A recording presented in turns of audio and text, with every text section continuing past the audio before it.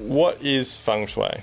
So Feng Shui is the art of arranging your living and workspaces to create the optimal flow of energy. It's about your relationship with your environment and your surroundings, and how the energy in your environment can affect you on a mental, physical and spiritual level.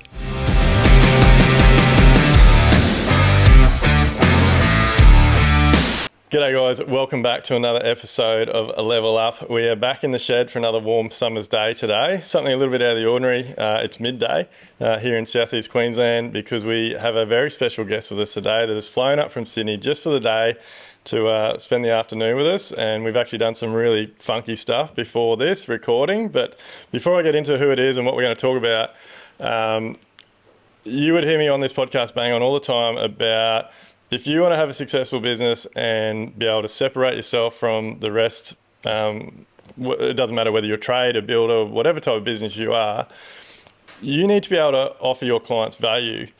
And there's thousands of different types of clients in this world. And if you're not educating yourself, expanding your horizons, your mindset and all those types of things, you are really restricting the type of clients that you're attracting to your business. The guest that we've got today is something that we've actually, her specialty is something that we've actually had quite a few clients over the last 12 to 16 years reach out or mention during either during the design process or during the build. So when I ran into this person when I was speaking down in Sydney recently, we connected quite well, and I was being really excited about catching up today. And we actually my wife and I did a session with her before recording this podcast. So huge, big, warm welcome to Jane Langof. Is that right? That's correct. Yep. How are you? Yeah, really well, thanks. It's great to be here, Duayne. Look, really appreciate you coming up here. So look, guys, Jane is an established author, got just released this book this year. It's all about Feng Shui. So, did I say that wrong? Well, there are different ways of saying Feng Shui. So the way I say it is Feng Shui, but you can also say Feng Shui, Feng Shui, Feng Shui, just not Feng Shui. But the way I like to remind people to say it in an easy way is Feng Shui. It's like it's a fun way of working with Jane. Awesome, I love it. Look, before we lose you, you run away because you heard us talking about woo-woo stuff. Please hang around because this conversation is going to cover a lot of ground. And like I said, we've had clients reach out and mention this throughout the years, and it's in the last 2 hours I've learned so many things about this stuff that I can help guide my clients, and it's something Camille and I are interested in as well. But look, Jane has this great new book, A Homeowner's Guide to Abundance. So go and check it out. How do they get a hold of your book, Jane? Through my website, which is fengshuiconcepts.com.au. But if you just Google Jane Feng Shui, you'll find me pretty easily. Excellent. So how I met Jane was, what was it, September? Back in September? Yeah. So a few months ago, I got asked to speak at the Master Builders North Shore division month. It was a monthly thing. Yeah, it's our monthly divisional meeting. Yeah, and after I spoke, there was a few people that come around and spoke to me, and Jane was one of them, and we just connected and started talking about stuff. And I think I overheard something you were talking about to somebody else, and I'm like, that's very interesting. I've had quite a few clients mention that over the years, so maybe it's time I actually learn more about it. Yeah, fantastic. And now you've flown up here today, and we've done a session, and it's really opened my eyes to what it is. So before we go into what we've done and what you do, what is Feng Shui? So Feng Shui is the art of arranging your living and workspaces to create the optimal flow of energy. It's about your relationship with your environment and your surroundings, and how the energy in your environment can affect you on a mental, physical and spiritual level. So Feng Shui has been around for thousands of years, has originated in China. There are many myths and misconceptions about Feng Shui, but essentially, 5,000 years ago, whenever it was first developed, ancient Chinese masters discovered that different patterns of energy affected the human body and mind. And when people were aligned with positive energy, they experienced periods of good fortune, whereas if they were aligned with negative energy, they experienced misfortune or obstacles. And so these observations have developed into guidelines, rules, formulas and systems that determine what Feng Shui is today. There have also been a few sort of breakaway sort of schools of Feng Shui that have come out there. In the 70s, Feng Shui was brought out to the West, a very simplified version of Feng Shui that suggests that every home has a grid of energy that's the same in whatever home you look at. So you probably, if you're interested in Feng Shui, you might have seen this around on the internet. But it's not real Feng Shui. So true Feng Shui is unique to each home based on the orientation of the home, the floor plan, the occupants that live in the home, and, when the place was built. Yeah. So look, I can contest all this because we, like I said, we just, Jane flew up early this morning, and my wife and I, we sent Jane you sent through a form, we filled out some information, we sent you the house plans. So Jane did a bit of homework on it before she got here. So can you explain this? So for people that are listening, it might be a bit difficult, but Jane turned up with this colour-coded energy map overlaid over our house, and it was done. There was one for the ground floor and one for the second level. So what that is if you imagine your floor plan and a pie chart, I guess, over the top of it with the various directions, north, south, east and west, and the intermediate directions of north, east, south, east and so forth. And each of those directions has the segments within the directions has a particular configuration of energy that will tell someone like me, Feng Shui master, how supportive that area of the home is for the occupants. So whether that is supportive for wealth, health, relationships and all that sort of thing. And so what we try and do is search for the really great energy zones like the wealth sector. Everyone wants to know where the wealth sector is and where the best energy is for harmony, health and relationships. And then if you're designing a home, it's about putting those zones into spaces that can activate that positive energy where you can. Yeah, look, anyone that listens to the podcast all the time, I talk about woo-woo shit all the time now because I'm addicted to it. But it's amazing. What blows my mind is the more that I do of it and the more I expand my mindset and the more I listen to every different person, their opinions and all those types of things, how much of it links together. And look, so this is something that like my mum used to talk about this stuff all the time, and I didn't really read books and things. I didn't really know much about it, but it was enough to plant a seed, and it's definitely something that's made me think about parts of it over the years. You're not a numerologist. There's a numerology part of it, isn't there? But I'm not a numerology specialist as like that's a separate sort of field to Feng Shui. But we have our last three houses we have selected because of the street address, and so it was good to. You backed it up that we live at number 9, and that's a good number. And the position of the house on the street, and you don't want to live at the end of a cul-de-sac or a T intersection and those types of things. But after this session we've just done with Jane, our lives have changed dramatically. So we've been in this house for only just over 4 years, 4 years and 3 months, and going through this energy map with Jane. Our circumstances in this current house are far different to the previous occupants. And look, I don't know if it ties in or whatever, but we were explaining to Jane that the last people that lived here had some not so good circumstances. His wife passed away. He fell into a hole and financially couldn't get out of it. And that was the whole story behind us buying the house. We got a good deal and the bank was trying to take it and all that type of stuff. But at the time, when we knew all that, it didn't really make any sense. But I did have a bit of a worry that are we moving into a house that hasn't got good vibes, and are we going to take on this bad energy and all this type of stuff? But it's been the complete opposite. And we've gone through the house. We've internally reconfigured it quite a bit, changed a lot of walls around. We've done all the floor coverings, all the bathrooms, repainted. We've done a lot of renovations to the home, but we have changed the use of the areas. And I'm really ecstatic now after going through it with you, because the way that we use the house now is actually, we haven't got a lot of improvement to make. The areas where we have the office, my office, for example, is where the wealth is focused, and our living room and the front entry is all perfect for wealth and happiness and stuff. And the reason I'm telling you all this background stuff is because everyone thinks that it's just hard work. And like, I do work my ass off. A lot of people can't keep up with how much I do and what I do. But the reason I'm giving you all this backstory before Jane tells what she does, our life has changed dramatically since we've been in this house, across the board, like family situation, health-wise, and definitely financially. And so I contribute a lot of that to what you've just told us with this energy map and how the house is. And I guess we'll get into it more. Jane's given us some things we can improve on even more. So do you want to talk to us about how this sort of energy map stuff works?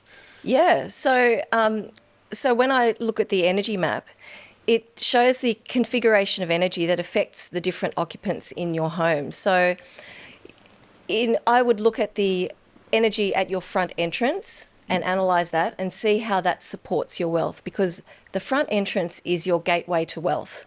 So we want to know what the quality of energy is at the front entrance. Your bedroom is really important as well. We want to know what the quality of energy is there. Does it relate to illness? Does it relate to conflict? And then what elements we can use to harmonise that energy. So when I talk about the elements, Feng Shui is part of Chinese metaphysics, which also includes acupuncture and traditional Chinese medicine. And in Chinese metaphysics, we're looking at the 5 elements of fire, earth, metal, water, and wood. And each of those elements relates to a particular colour, shape, and material. And so in the energy map, we're looking at harmonising what's going on in that energy map with one of those 5 elements. So we're looking at it from an energetic perspective, but we're also looking at it from a physical layout perspective as well, because that's really important. So we want to make sure that the bed is in an area where the energy is most contained.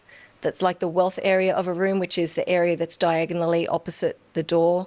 We want to make sure that the front door has an open area where the energy can collect and be contained and then meander through the rest of the house rather than move too quickly in straight lines. So is this something that people should be, like, after what we've just done with you now, like, if we were to build a new house from scratch, it's something that we would get you involved with the design. Absolutely. To make sure that energy flowed perfectly. The best time to work with a Feng Shui consultant or Feng Shui master is at the time when we're still dealing with lines on a page, when we're still dealing with concept plans. Or even, you can even go one step prior to that and say, well, which piece of land should I select if you've got a couple of, or which property should I buy if you've got a couple of different options to choose from? Yeah. But the thing with Feng Shui is that it's so important to a lot of people in the community, and regardless of whether you say that you're a believer or not, it's going to have an impact when it comes time to sell your property. So, incorporating those principles at the start is a no-brainer, and a lot of people don't realise that even if they're not Chinese or of Asian background, that Feng Shui is relevant. Yeah, definitely. So one of the things Jane just did in our house was we actually went to all of the bedrooms. So because, like, obviously my wife and I have different energy, and like both my girls have different energy. So it was. Can you just explain what it was? I can't remember. Like the orientation was because different people have different. Yes. What was the deal with that? Yeah. So I analysed your birth dates and found what your favourable directions are. So what are the best directions that you should be aligned with when you sleep? So people generally have 4 favourable directions, so they might be south, east, northeast, and so forth. And if your bed is aligned with those directions, then that's seen as a good thing from a Feng Shui point of view. You're aligned with that energy. But if you're not, then it's about, well, how can you tap into that positive energy flow through other ways? Perhaps your desk can be orientated in such a way that you can face your favourable direction. So there's many different things to consider in Feng Shui. It's about where the best energy is in your room, the quality of energy in terms of that energy map that I talked about, the physical aspects of the space and where you should be locating your bed in relation to the door and the windows and, the light and the breezes and so forth. Yeah. And also looking at those, the aspects of the birth dates of the occupants. And look, so if you think this stuff's woo-woo, we walked into our bedroom and Jane pointed out that some of the colours that my wife has on the bed, on the cushions, are not ideal. And it really clicked for me because my wife only literally put these new pillowcases on 2 or 3 days ago, and then for the last 2 or 3 days I've had a terrible sleep, to a point where we just said this morning, my wife said to me, you're going to have to do something about your sleep because you can't keep not sleeping. I'm not a good sleeper at the best of times, but the last couple of nights have been shithouse. Yeah. And straight away now I'm like, well, it's that colour. Like, you change the colour. That does change the energetic quality of the room, and that bedroom actually has this particular energy, and it relates to illness, that we need the metal element to reduce. And you having that particular colour, which is that pinky sort of colour, is the fire element, which actually feeds that metal element and makes it stronger. So we want to reduce that. And that's the last couple of nights. I've just been fired up. Like, I just haven't been able to calm down and go to sleep. So, yeah, look, I think this stuff's fantastic. Whether you're on board with it or not, I definitely think you need to be looking into it. Like, because the other thing that I find amazing, like I said before, is it's all tying together. Like I went and saw Deb, the colour lady, the other day. We did a session with her, and quite a lot of points that she brought up, Camille and you've brought up again with your expertise. So obviously, like, I am a definite believer now that everything on this planet is energy. Yeah. And there is so much energy just floating around us, and that energy has a lot to do with the moods we're in, our personalities, how successful our days are, how well we sleep, like how good our relationships are. Like, so if you can, for me, if we can be learning more about all these, I don't even know what to call them. Like, I just call it woo-woo stuff. But but for me, if we can learn more about it, like, why not give it a go? Like, absolutely. What have you got to lose? Yeah, because I definitely know that since I've been giving it a go, my life is just getting better and better and better. And for those that are worried about or focusing on the dollars in the bank account, my bank account's definitely growing and growing and growing. Like, the more time I spend on understanding myself, yes, and how I work. Yeah.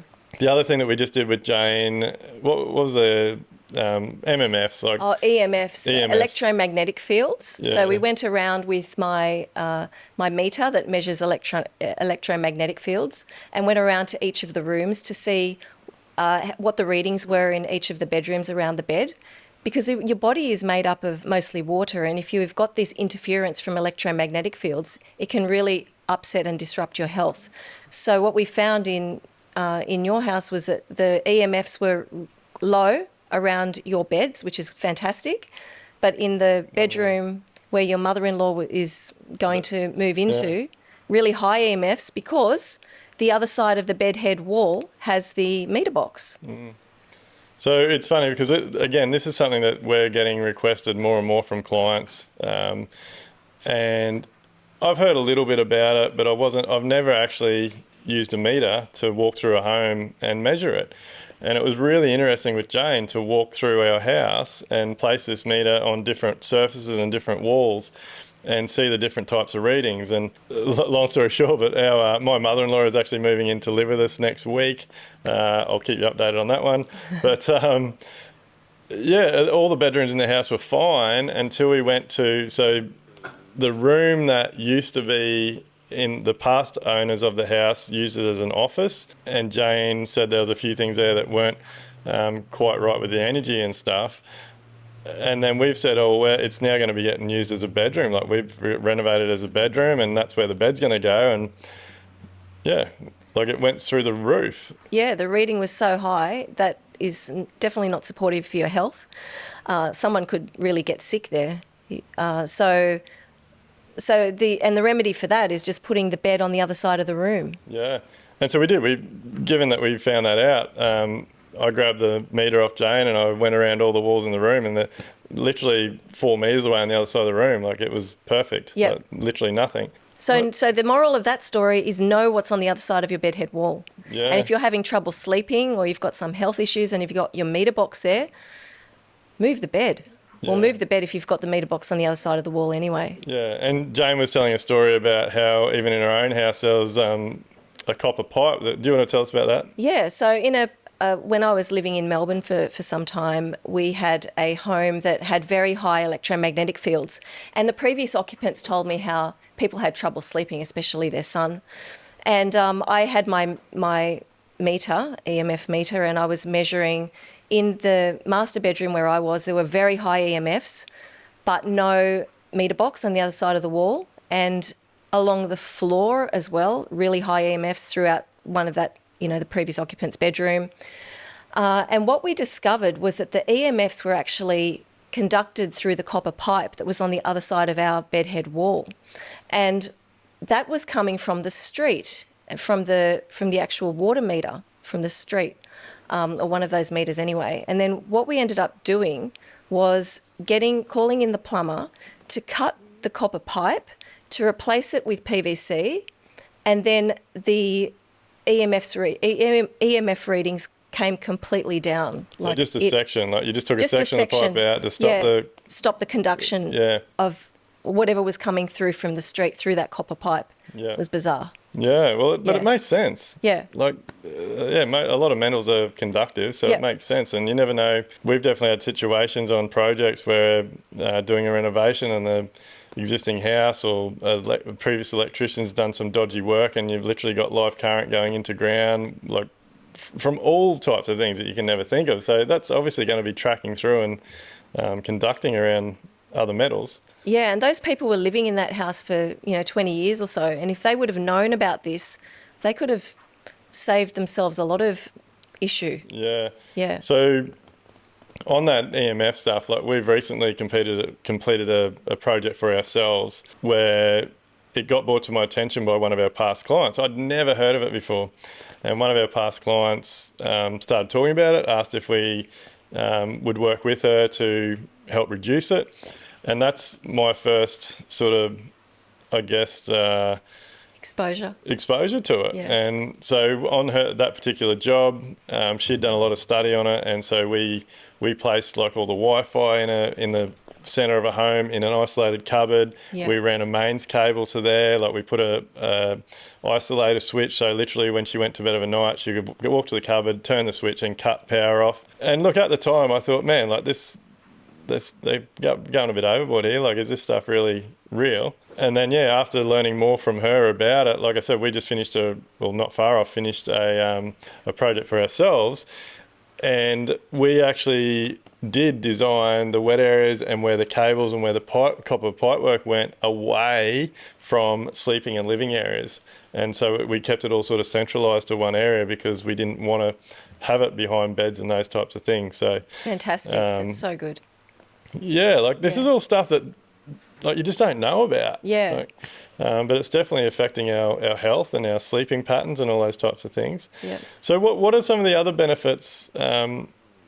And I'm really glad we did this session first because it's given me some ammunition to have this conversation. But one of the other things you picked up in our house or you asked a question about was the position of the oven. Yes. Can you explain that to us a bit more? Yeah, so when we look at the energy map of a home, the major features like water features and fire features have a big influence on the energy because water especially amplifies positive or negative energy regardless of of that quality. So water really activates the energy in a space, so we need to make sure that it's in a good spot. And the same goes with fire as well. So fire is a very active element that charges up the energy in a space. So there are these certain fire formulas from a Feng Shui perspective that govern how supportive its placement is for the occupants. And with the placement of your stove and oven was in a really good spot that is actually ideal for CEOs who can handle high power sort of positions.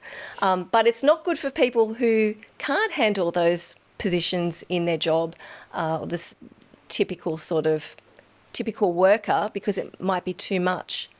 And so we look at where these fire features are located and then figure out what to do to best support the occupants who are living there. Yeah. So if things like that come up, Yeah. like obviously not everyone's going to go and tear the house apart and rebuild. Like, No. what's some things you can do to help with these situations if they're not ideal? Yeah. So if that stove of yours was in a particularly challenging location and there's nothing you could do about it, I would look at the position of the stove, then compare that with the midpoint of the home, and then have a water element in between. So that could be something like a tank for drinking, one of those water Yeah. purifier type things. Yeah. It could even be, you could even go as simple as hanging a charcoal or black coloured tea towel from the oven door. Like there are certain remedies that you can use that really help to reduce that energetic quality. You mentioned several times while we were going through our home plants, and then all, like different types of plants, like whether they're planted in soil or whether they're something that's growing in In water. a pot full of water. Yeah. So there are certain energy configurations that require the element of water or still water, not active water features, and that is where you'd have something like a vase of water that has a living plant in it, like lucky bamboo, if you've seen Lucky that. bamboo. I'll Yeah. have to get some of that. Or any plant that can live in water. It might be pothos or devil's ivy. Yeah. Yeah, and then that helps to regulate that energy as well. Yeah. So and then plants in general are great to have in a home, but there are certain places that will benefit from the addition of plants. Yeah. But in general, we want to be connected to nature, so it's good to have them in there regardless of its placement. I think it's unreal that so much of this woo-woo stuff, that's it. It literally just comes back to nature, like getting back Yes. to natural products, surrounding yourself with natural, like water, stone, wood, fire. Yeah. I just feel that like so many issues that we have in the world these days could be fixed so easily if people just went back to basics. Yeah. People just need to connect to nature. Even doing simple things like walking barefoot on the beach or in your backyard on the grass or in a park has such a great influence. Yeah.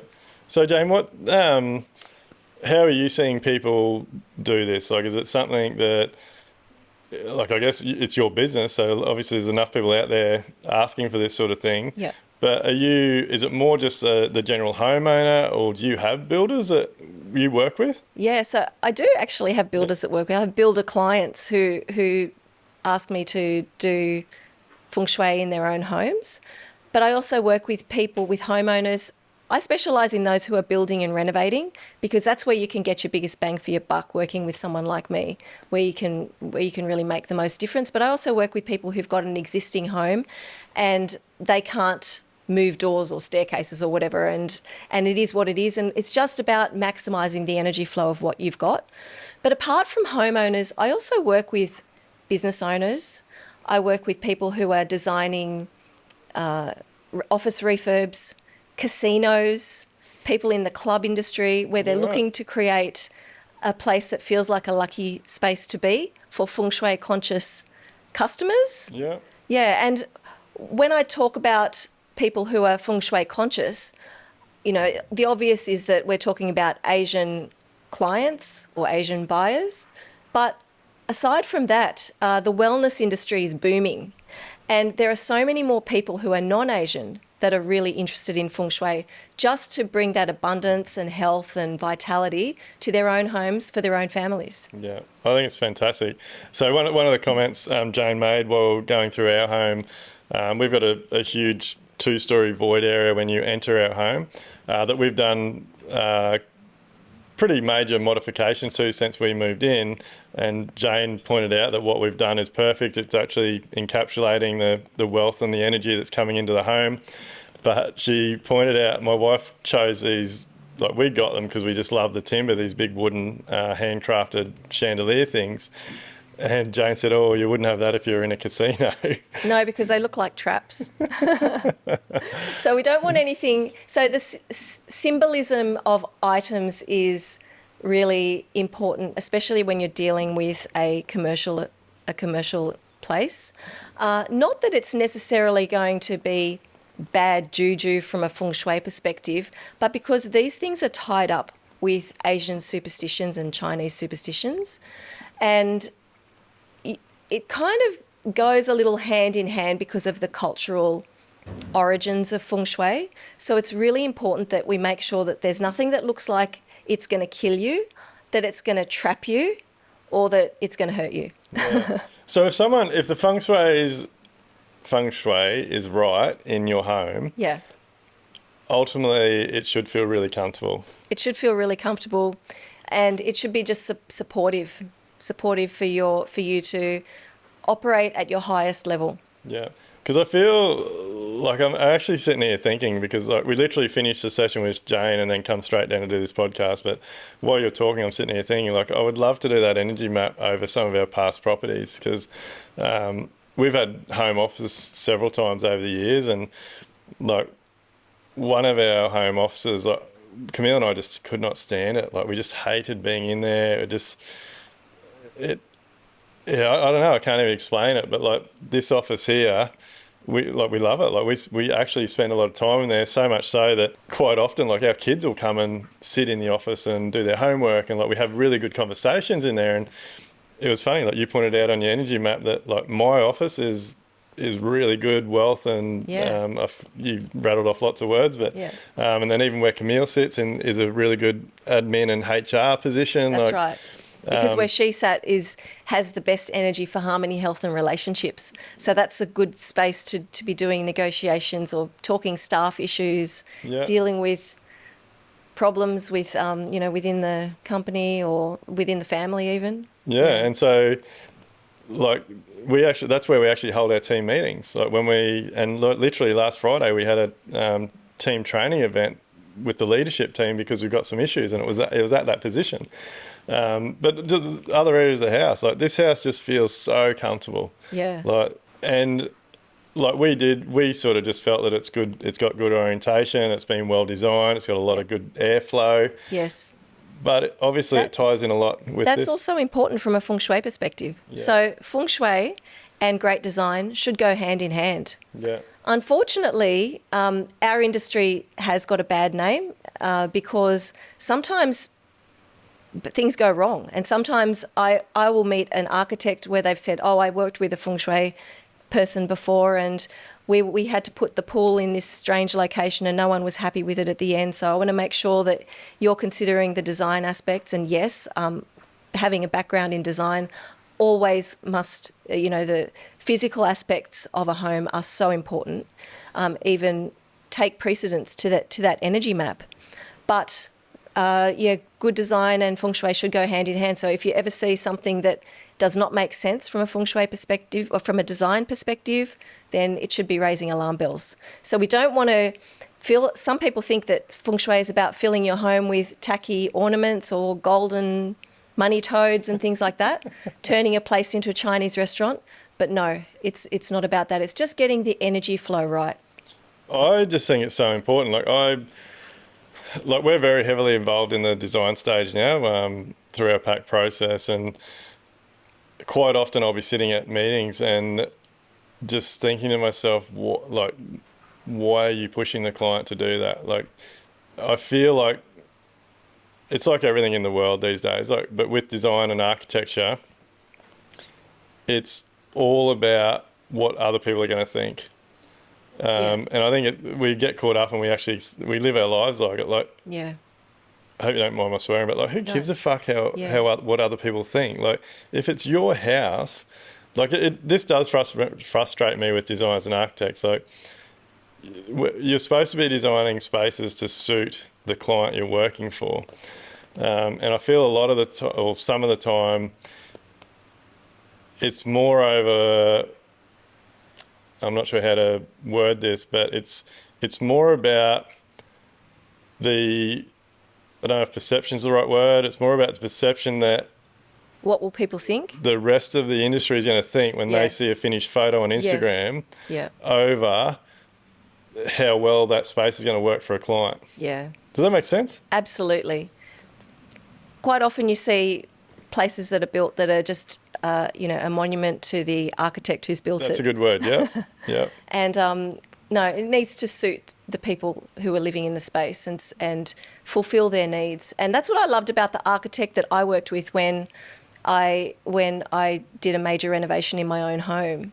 I'd had meetings with other architects, and I always came back to this particular one that I'd worked with.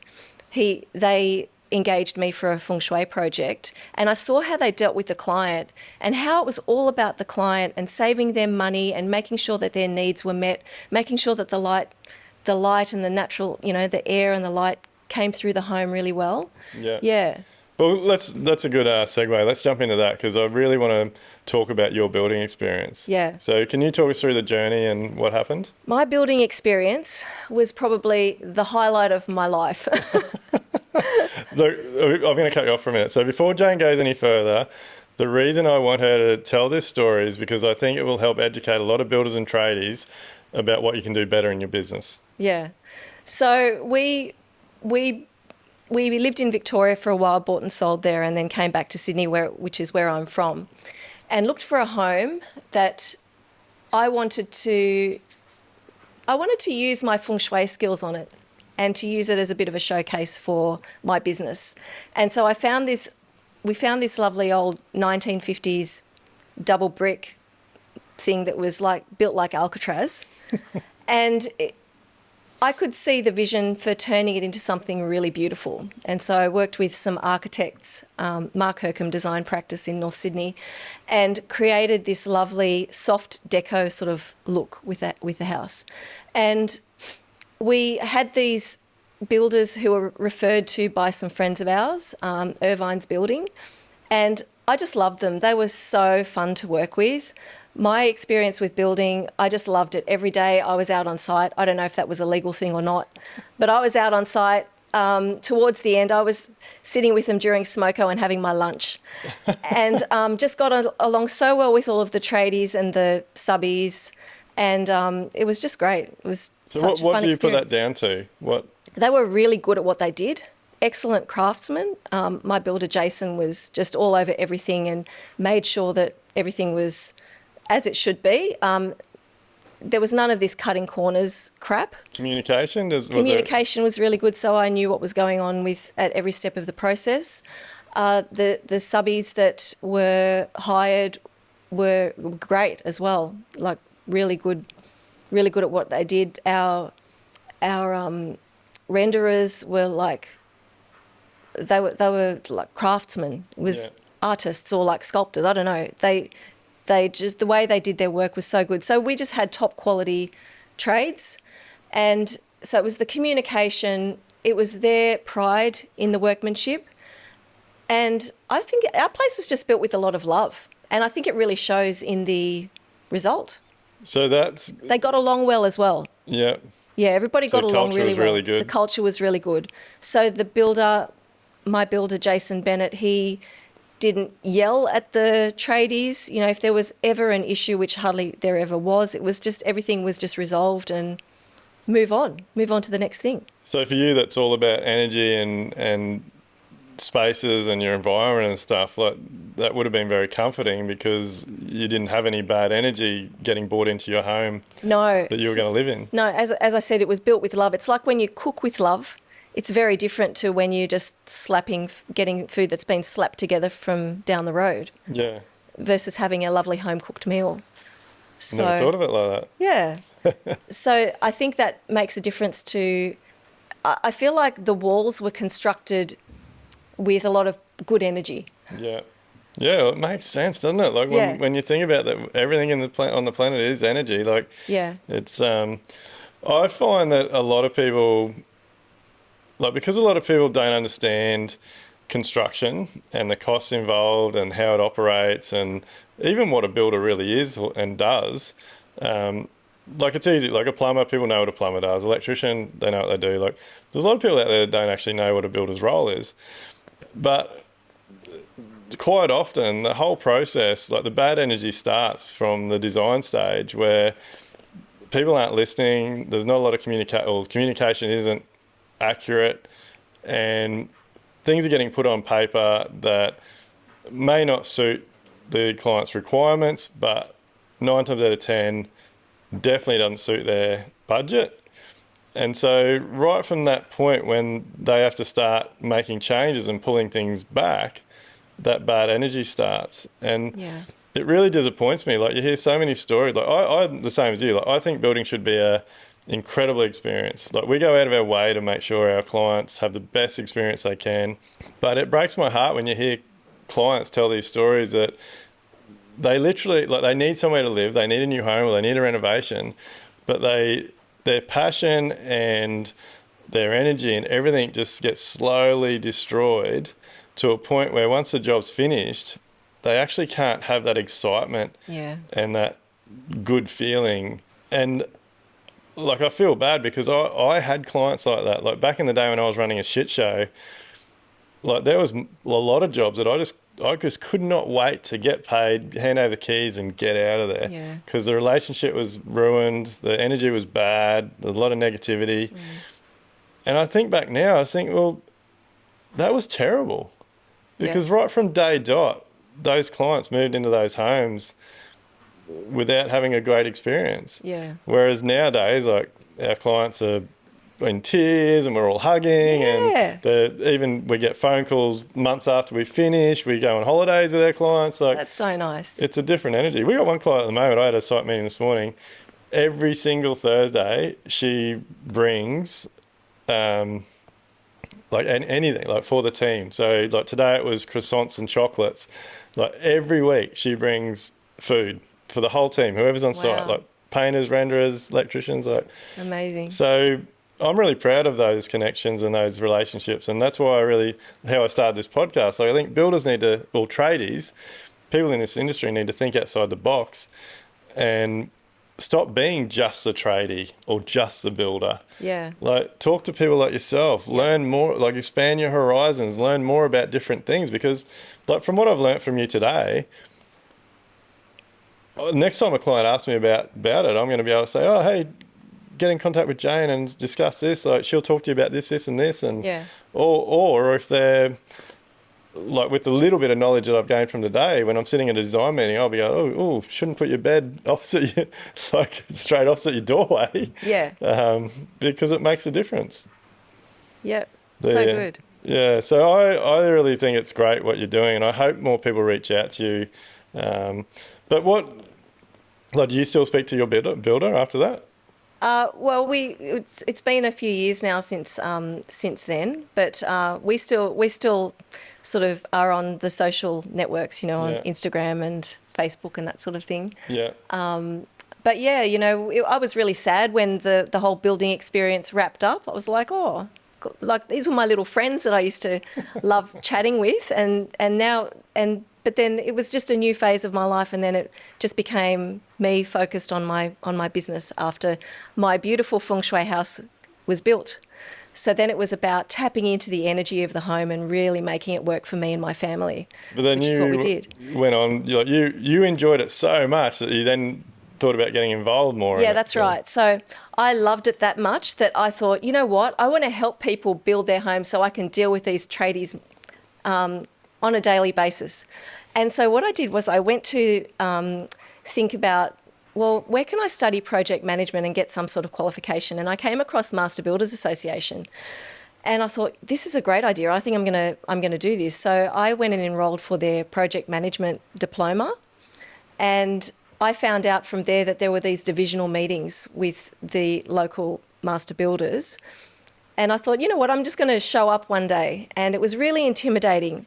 I showed up at one of these meetings in Sydney, and I knew no one. I just rocked up there by myself, and there was a room full of, 50 builders or something. They were all having chats with them amongst each other.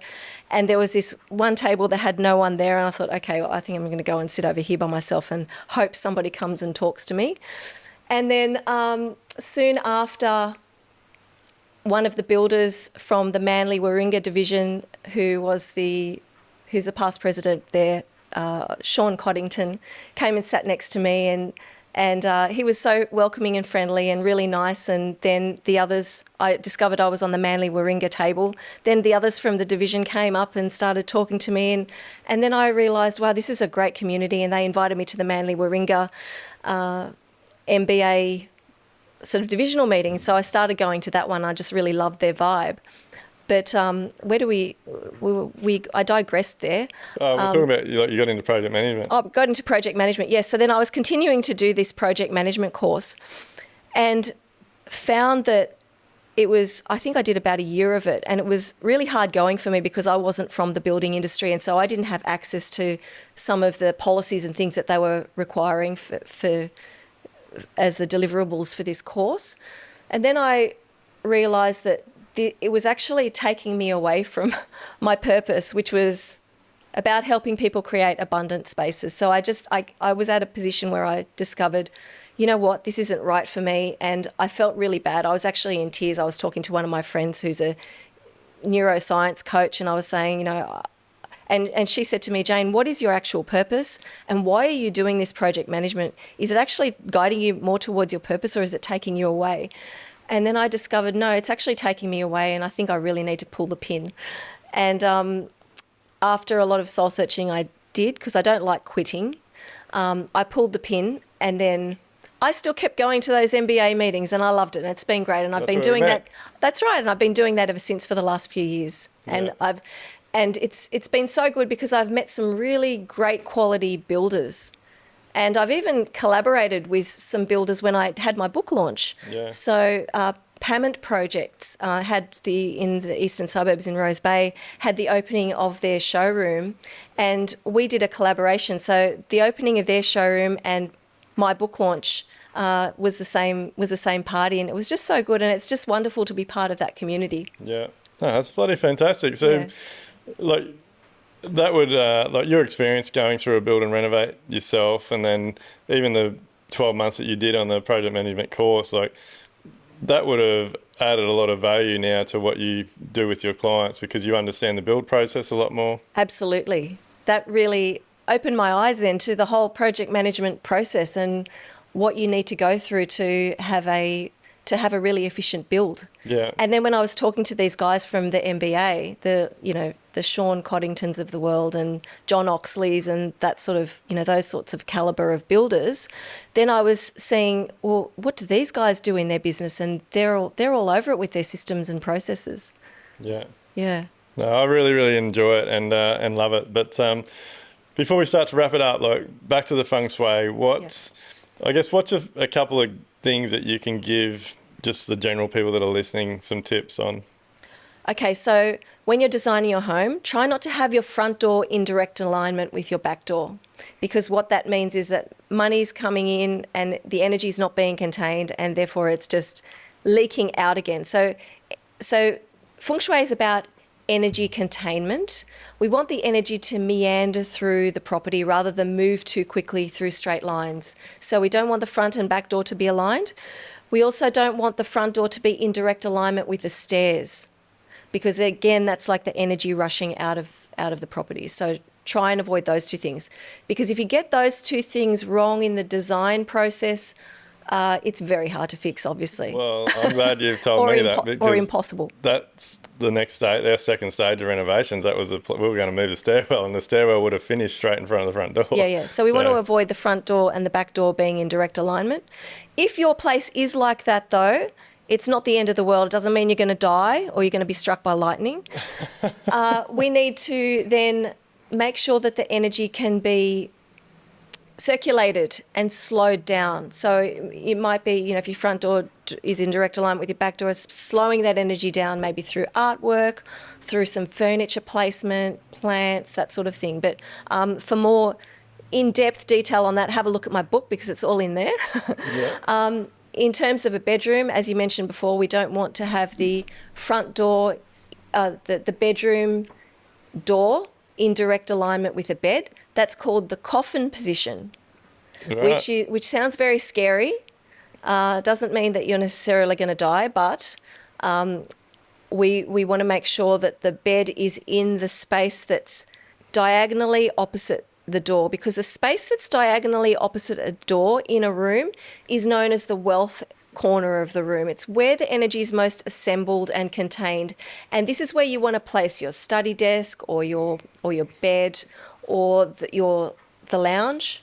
So we want to make the most of that. And then with the bedroom also, the bedroom is the most important space in the home because that's where you're absorbing all the energy around you for majority of the time while you're in the home. A third of your life is spent in bed. So things like not having the ensuite opening up into the bedroom is one of those things. So there's this big trend towards having these resort style rooms where you've got the ensuite open into the bedroom. So we want to be able to enclose that, have that separation. What is that? Because we don't want to mix up dirty bathroom energy with the nurturing, relaxing energy that should be in a bedroom. Yeah. So it's very interesting. Bathroom energy is dirty, baby. We want to keep it separate. I'm just looking through your book here. I was trying to find what we were talking about before, but I just came across your Feng Shui method by Duayne Langof. That, I'll show you before you go up in my office. My training business, Live Like Build, we have just created a success, like the nine points to success and what success looks like. Yep. And it looks identical to that. Wow. So hopefully that means we got good feng shui. And but I was just trying to find what we talked about just before we come down here. I can't find it, but it was about the armchair. It should surround your house like a lounge chair. Yeah. So we also look at the landform surrounding your home. So ideally, you want to have that. You want to have solid wall. Like this this structure that you've got here in your podcast studio is a perfect example of it. You've got the support from behind. So in a home, you want to have tall trees or hedges or something at the back to protect, to hold in that energy from the back. You want to have the sides of the home having some trees or some sort of protective structures on each side of the home. So it's kind of like an armchair type scenario where you're protected at the back, because that gives you a feeling of security and protection. And that's the case with placement of furniture as well. You want to have your big pieces of furniture placed against solid walls, things like your bed, your sofa, where you can, rather than floating in the middle of a space. Yeah. No, well, Jane, look, it's getting bloody hot in here, so we'll get out of here. Look, I really appreciate you jumping on the plane, coming up to have a chat. And look, for everybody listening, I really hope you've made it this far. You haven't zoned out, because, look, this is all important stuff. And look, don't just take my word for it. Try some of this stuff out. I am a big believer. I do think that when you get more connected with your true self, with your natural environment, it helps across the board with your relationships with your wife, your kids, your family. Definitely helps your business and all those types of things. So have you got to add any more, Jane, before we get out of here? I just think that Feng Shui is something that people really need to know about, because it's something that affects property value at the end of the day. Because you want people who are interested in Feng Shui to show up at your auction when it's time to sell. So if you want to tick all those boxes when you're designing and building a home, like the sustainability, you want something that's beautiful, you want it to have all of the luxury sort of mod cons, think about Feng Shui as well. Yeah, it's funny you say that, because my wife and I, we do the odd development for ourselves. We don't really talk about it that much, but one of our more recent ones was some townhomes, and we sold that off market. We got spoken to by a buyer's agent, and they asked us if we'd had, that was one of their tick flick boxes, have you had a Feng Shui expert involved in this project? Wow. So it's out there. People are for sure definitely wanting and thinking about this stuff. Yeah. So Jane, just for the people that are listening, where can they reach out and find you? So the best place to find me is through my website, which is fengshuiconcepts.com.au, or they can find me on Instagram. I'm very active there. @Feng Shui Concepts is my handle. And if that's all too hard. Just Google Jane Feng Shui and I will pop up everywhere. Awesome. And go and grab a copy of your book. My book, Feng Shui, A Homeowner's Guide to Abundance. It's available online through my website and also at booksellers. And the library too, it's there as well. Awesome. Look, as always, guys, thanks very much for listening. Please like, share, subscribe. We want to continue to make this Australia's #1 construction podcast. Look forward to seeing you on the next one. Please reach out. If you want to hear something on this podcast, you want us to talk about a particular product, or even if you want to know something about business or whatever, or you want to reach out to one of our guests, let us know because we're here to help. Look forward to seeing you on the next one. Are you ready to build smarter, live better, and enjoy life? Then head over to livelifebuild.com/elevate to get started.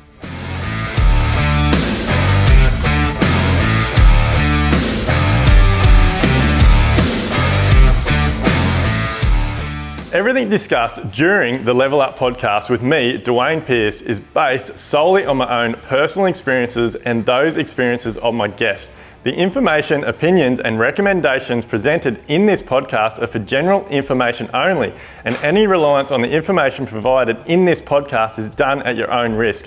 We recommend that you obtain your own professional advice in respect to the topics discussed during this podcast.